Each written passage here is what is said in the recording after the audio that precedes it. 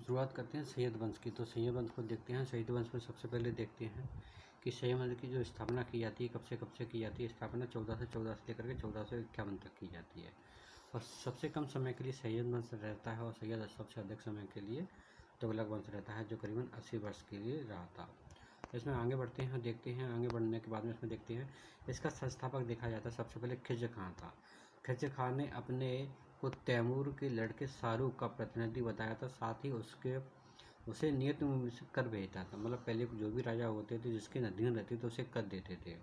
तो इसी प्रकार ये क्या तैमूर का लड़का था शाहरुख, उसे कर दिया करता था।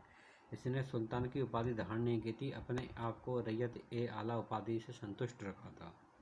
कौन सी उपाधि थी इसकी? रैयत ए आला। ये उपाधि पूछी जा सकती है, रैयत ए आला। अब इसके शासनकाल में पंजाब, मुल्तान, सिंध पुनः दिल्ली सल्तनत के अधीन हो गए थे। फरिश्ता ने खिज्र खां को न्यायप्रिय और उदार शासक बताया कि जो फरिश्ता थे उसने कहा था भाई ये शासक है, ये न्यायप्रिय है, उदार शासक है। खिज्र खां के पश्चात मुबारक शाह गद्दी पर बैठा, जिसने सुल्तान की उपाधि धारण की और अपने नाम के सिक्के जारी किए थे।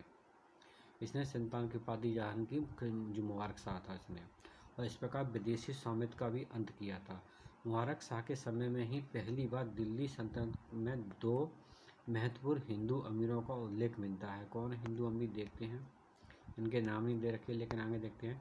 मुबारक शाह ने अपने विरुद्ध हुए अनेक विद्रोहों का दमन किया था, सुल्तान के पद की प्रतिष्ठा बढ़ाई और राज्य में की सीमाओं को सुरक्षित किया।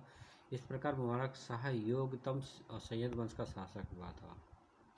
यामिनी बिन अहमद सर हिंदी मुबारक शाह के समय में ही रहता था और तारीख ए मुबारक शाही की रचना की थी।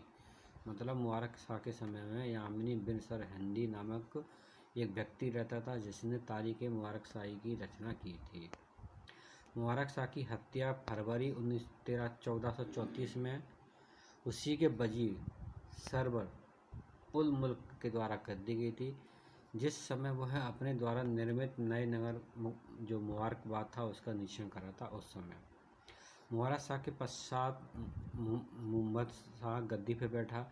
इसके शासनकाल की प्रमुख घटना मालवा के शासक महमूद द्वारा दिल्ली पर आक्रमण था, जिसे उसने अपने बहलोल लोदी की सहायता से विफल कर दिया था। इसके शासनकाल में बहलोल लोदी का उत्थान हुआ। इसे महमूद शाह ने खाने खाना की उपाधि धारण की थी। इसी के समय में बहलोल लोदी का उत्थान हुआ था।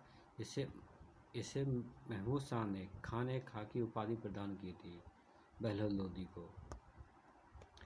इसके शासनकाल के अंतिम दिनों में अधिकांश राज्यों में अपने को स्वतंत्र कर लिया था।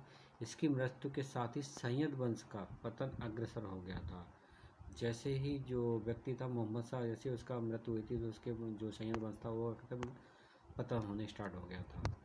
इस वंश का अंतिम शासक था वो क्या नाम है, अलाउद्दीन आलम शाह था, जो अपनी सत्ता बहलोल लोदी को सौंप करके बदायूं चला गया था।